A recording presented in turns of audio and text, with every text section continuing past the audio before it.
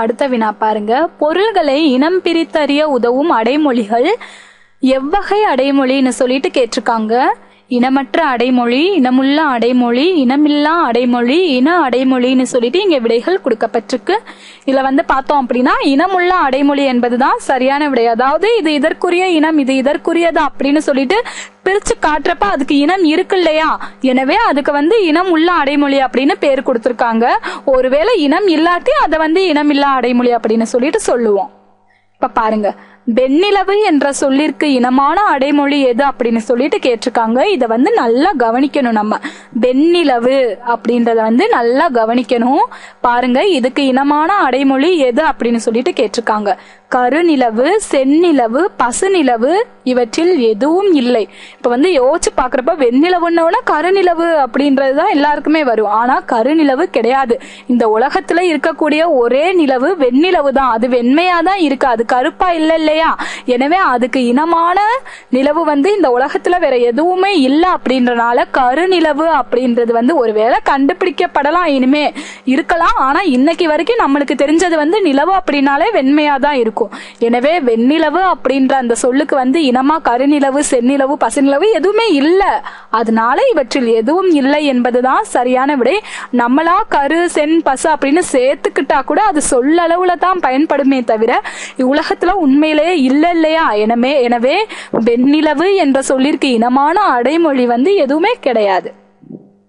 அடுத்து பாருங்க, கீழ் காண்பனவற்றுள் இனமில்லா அடைமொழியை கண்டறிக அப்படின்னு சொல்லிட்டு கேட்டிருக்காங்க. இது கொஞ்சம் டிஃபிகல்ட் தான். நானா நல்லா கவனிச்சோம்னா ஈஸியா கண்டுபிடிச்சிடலாம். பாருங்க, கணக்கு பாடநூல், புதிய ஆடை, கருங்காக்கை, விண்மீன் அப்படின்னு சொல்லிட்டு இங்க விடைகள் கொடுக்கப்பட்டிருக்கு. இப்ப பாருங்க, இங்க என்ன கேட்டிருக்காங்க அப்படின்னா இனமில்லா அடைமொழி எது அப்படின்னு சொல்லிட்டு கேட்டிருக்காங்க. பாருங்க, கணக்கு பாடநூல், அதுக்கு இனமா வேற பாடநூல்கள் இருக்கு இல்லையா. தமிழ் பாடநூல், ஆங்கில பாடநூல், அறிவியல் பாடநூல் அப்படின்னு சொல்லிட்டு வேற இனங்கள் இருக்கு. ஆனா இங்க கேட்டிருக்கிறது இனமில்லா அடைமொழி. அதுக்கப்புறம் பாருங்க, புதிய ஆடை அப்படின்னா அதுக்கு இனமா பழைய அப்படின்ற ஒரு அடைமொழி இருக்கு இல்லையா. புதிய ஆடை மட்டுமா, பழைய ஆடை கூட இல்லையா இருக்கு. எனவே அதுக்கு இனம் இருக்கு.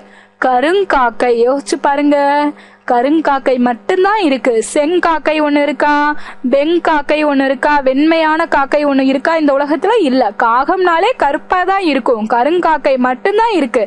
எனவே இதுக்குதான் இனம் கிடையாது. விண்மீன் அப்படின்னா எங்க விண்மீன் மட்டுமா இருக்கு, மண்ணுல கூட மீன் இருக்கு இல்லையா, மண்மீன் அதை சொல்லலாம் இல்லையா. இதுக்கு கூட அடைமொழி வேற இருக்கு. மண்மீன் அப்படின்னா நம்ம மண்ணுல கடல்ல கிடைக்கக்கூடியது, அதை மண்ணுக்கு கொண்டு வந்துடுறாங்க இல்லையா, மண்மீன் இருக்கு இல்லையா. விண்மீன்னா மண்மீன் இருக்கு. ஆனா இந்த கருங்காக்கைக்கு வேற எந்த காக்கையும் இந்த உலகத்துல இல்ல. இப்ப இல்லாத ஒரு பொருளை சொல்லணும் அப்படின்னா இவன் வெள்ளைக்காக்காவை பறக்க விடுறான் அப்படின்னு சொல்லுவான் இல்லையா. ஏதாவது பொய் சொல்றதோ இல்ல எதுவுமே இல்லாத ஒண்ணு இருக்கிற மாதிரி காட்டிக்கிறவங்களையோ பாக்குறப்ப இவன் வெள்ளைக்காக்காவை பறக்க விடுறான் அப்படின்னு சொல்றாங்க இல்லையா, அதுதான். எனவே இந்த கருங்காக்கைக்கு இனமா எதுவுமே இல்ல, இல்லாததை சொல்றனால இது இனமில்லா அடைமொழி.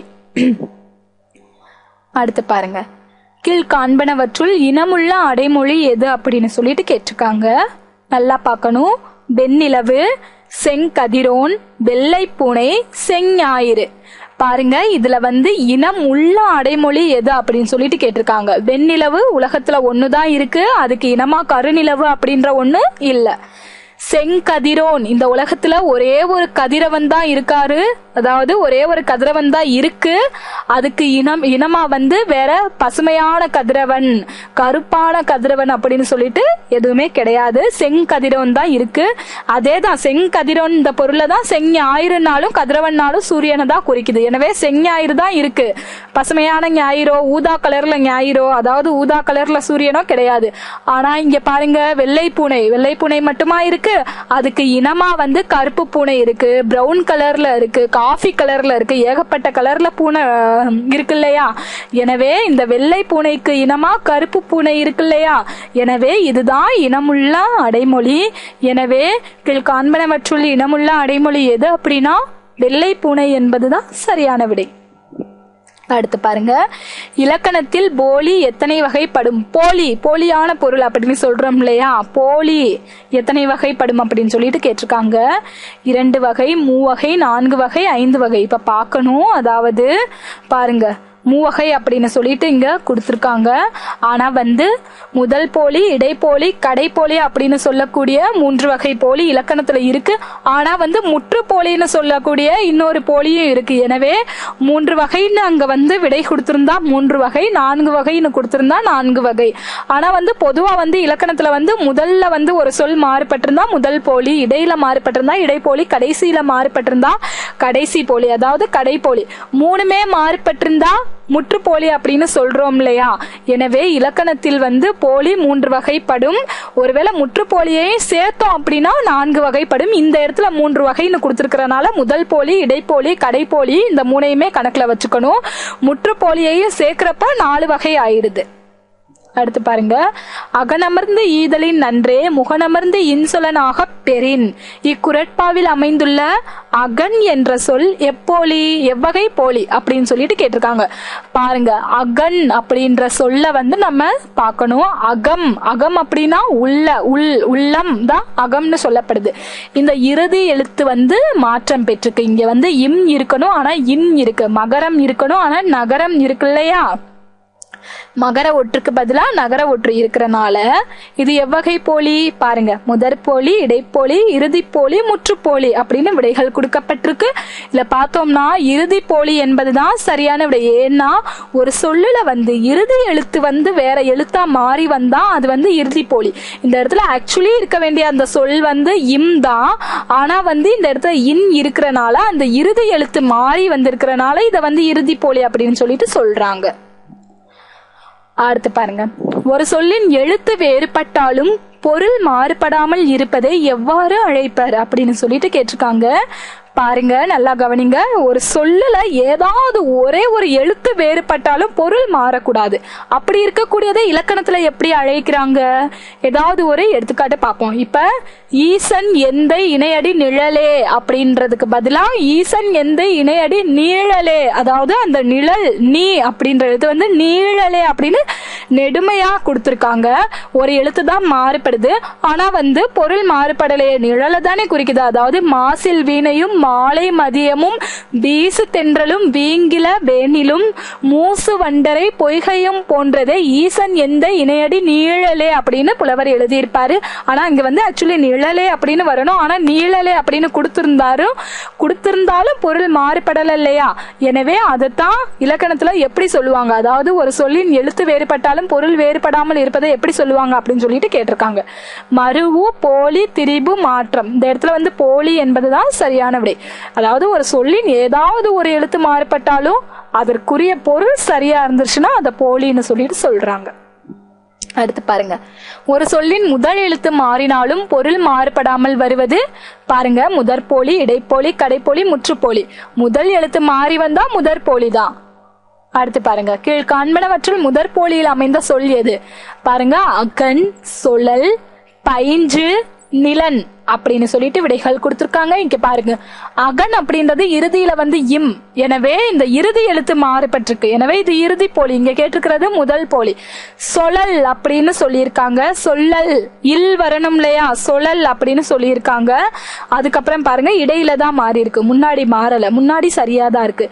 பைஞ்சு அப்படின்னு சொல்லிட்டு சொல்லியிருக்காங்க. பஞ்சுன்னு இருக்கணும், ஆனா பைஞ்சுன்னு கொடுத்திருக்காங்க. எனவே இதுதான் மாறி இருக்கு. இதுதான் முதல் எழுத்து மாற்றம் பெற்றிருக்கிறனால இது முதல் போலி. இது நிலன், நிலம்னு இருக்க வேண்டியது நிலன்னு இருக்கு, இறுதியில தான் இருக்கு. எனவே இதுதான் முதல் போலி. அடுத்து பாருங்க, கீழ் காண்பனவற்றுள் இடைப்போலியில் அமைந்த சொல் எது அப்படின்னு சொல்லிட்டு கேட்டிருக்காங்க. நீழல், முகன், அஞ்சு, இளைஞ்சி அப்படின்னு சொல்லிட்டு இங்க விடைகள் குறுக்கப்பட்டிருக்கு. இங்க பாருங்க, அதாவது காண்பனவற்றுள் இடைப்போலியில் அமைந்த சொல் எது அப்படின்னு சொல்லிட்டு கேட்டிருக்காங்க. நீழல், பாருங்க முதல் எழுத்து நீண்டு இருக்கு. எனவே இது முதல் போலி. முகன், முகம்னு இருக்கணும், இது இறுதி போலி. அஞ்சு, ஐந்து இருக்கணும், இது எல்லா சொல்லும் மாறுபட்டிருக்கு. எனவே இது முற்றுப்போலி. அப்ப இந்த இளஞ்சி அப்படின்னு இருக்க வேண்டிய இடத்துல இளைஞ்சின்னு நடுவுல இருக்கு. நடுவுல இருக்கக்கூடிய அந்த சொல் தான் மாற்றம் பெற்றிருக்கு. எனவே இதுதான் இடைப்போலி. அடுத்த வினா, முறைசு என்பது எப்போலின்னு சொல்லிட்டு கேட்டிருக்காங்க. முதற்போலி, இடைப்போலி, இறுதிப்போலி, முற்றுப்போலி. பாருங்க, இடைப்போலி என்பதுதான் சரியான விடை. முரசுன்னு இருக்கணும். இந்த ரை தான், அதாவது இந்த சொல்லுக்கு இடையில இருக்கக்கூடிய இந்த ரை தான் மாற்றம் பெற்றிருக்கு. எனவே இது இடைப்போலி. அடுத்து பாருங்க, கீழ்காணும் சொற்களில் இறுதிப்போலி பயின்றுள்ள சொல் எது அப்படின்னு சொல்லிட்டு கேட்டிருக்காங்க. அறம், பந்தர், ஐந்து, மையல் சொல்லிட்டு விடைகள் கொடுக்கப்பட்டிருக்கு. இதுல பார்த்தோம் அப்படின்னா பந்தர் என்பதுதான் சரியான விடை. அதாவது பந்தல்னு இருக்கணும், ஆனா இந்த இடத்துல பந்தர் அப்படின்ற சொல், அதாவது இந்த இருக்கிறனால, இந்த எழுத்து மட்டும் மாறுபட்டிருக்கிறனால இது இறுதிப்போலி. அப்புறம் பாருங்க, ஒரு சொல்லின் அனைத்து எழுத்துக்கள் மாறினாலும் பொருள் மாறுபடாமல் வரும் போலி எது அப்படின்னு சொல்லிட்டு கேட்டிருக்காங்க. முதற்போலி, இடைப்போலி, இறுதிப்போலி, முற்றுப்போலி. பாருங்க, முதல் எழுத்து மாறிப்பட்டிருந்தா முதல் போலி, இடை எழுத்து மாறிப்பட்டிருந்தா இடைப்போலி, இறுதி எழுத்து மாறிப்பட்டிருந்தா இறுதிப்போலி. ஆனா எழுத்துக்கள் மாறுபட்டிருந்தா அது முற்றுப்போலி தான். கீழ்காணும் சொற்களில் முற்றுப்போலியை கண்டறிக அப்படின்னு சொல்லிட்டு கேட்டிருக்காங்க. இங்க பாருங்க, கலன், குடர், நீழல், அஞ்சு அப்படின்னு சொல்லிட்டு விடைகள் கொடுக்கப்பட்டிருக்கு. இதுல கலன் அப்படின்னா ஒரே ஒரு தான் மாறி இருக்கு, இந்த இன் மட்டும் மாறி இருக்கு.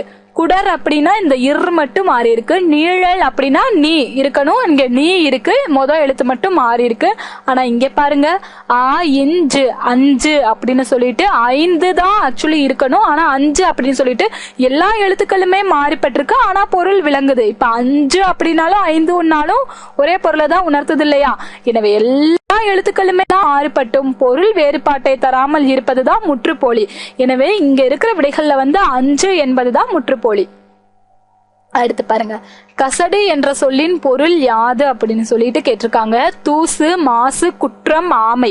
இங்க பார்த்தோம் அப்படின்னா கசடு அப்படின்னா குற்றம் தான். கற்க கசடற அப்படின்னா கத்துக்கணும், குற்றம் இல்லாம கத்துக்கணும். எதை ஒண்ணு கத்துக்கிட்டாலுமே சரியா கத்துக்கணும், குற்றம் இல்லாம கத்துக்கணும் அப்படின்றதுதான் கற்க கசடற அப்படின்னு சொல்லிட்டு சொல்லியிருக்காரு. எனவே கசடு என்ற சொல்லின் பொருள் குற்றம் என்பதுதான் சரியான விடை.